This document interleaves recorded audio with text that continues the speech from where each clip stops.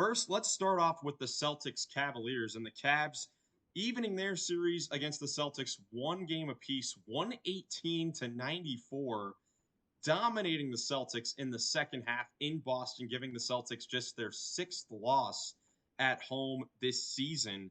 This was a crazy result after the Celtics blew out the Cavs in game one by 25 points.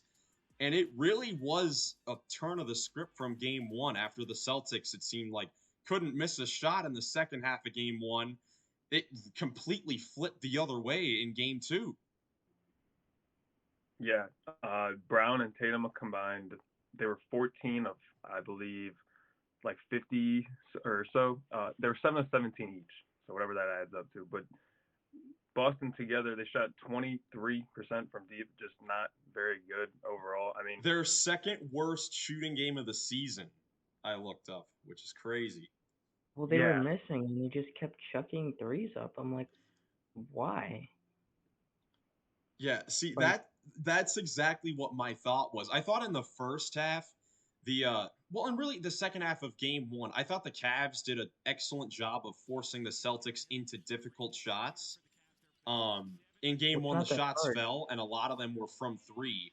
In game two, a lot of them were one-on-one isolation and also inside the three-point line. The Cavs made an emphasis to try to make the Celtics shoot from inside the arc. You know, their MO is firing up a bunch of threes. And I think once the Celtics weren't getting up a whole lot of threes, they didn't have a lot of threes attempted no, in they the only made first 8. half. Yeah, they attempted 17 threes in the first half. So it seemed to me like at halftime, Joe Mazzulla and the coaching staff was like, "Hey guys, we need to get up more threes," and they just came out in the third quarter and started chucking from downtown.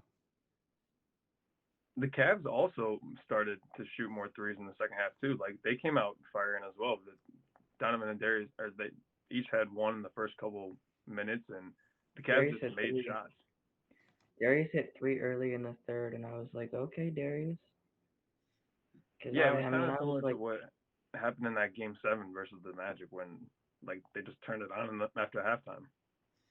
Yeah, it definitely seemed like that for sure. And the 3 point numbers, I was actually curious about this because the Celtics, like I said before, they've this season, the Celtics particularly have taken the most and made the most threes in the NBA this year. And I was wondering, how many times have they been allowed, to shoot a limited amount of threes, and what's their record in those games? So, looking at the stats for really both of these teams, the magic number is 13.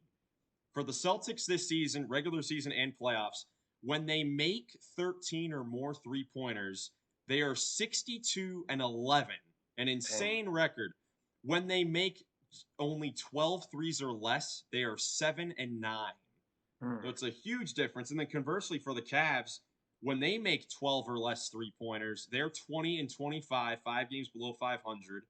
And then 13 or more threes, like in this one in game two, they are now 29 and 17. So 13 is the magic number from downtown for both of these teams. And it went the Cavs' way in this one. And it'll be interesting to see how it goes heading to Cleveland for games 3 and 4, because we know in the first round for the Celtics and the Heat sort of did this in game two, and then they sort of lost their shot the rest of the series. But obviously, the well, that's Cavaliers case. have way more, weapons than the injury riddled Heat.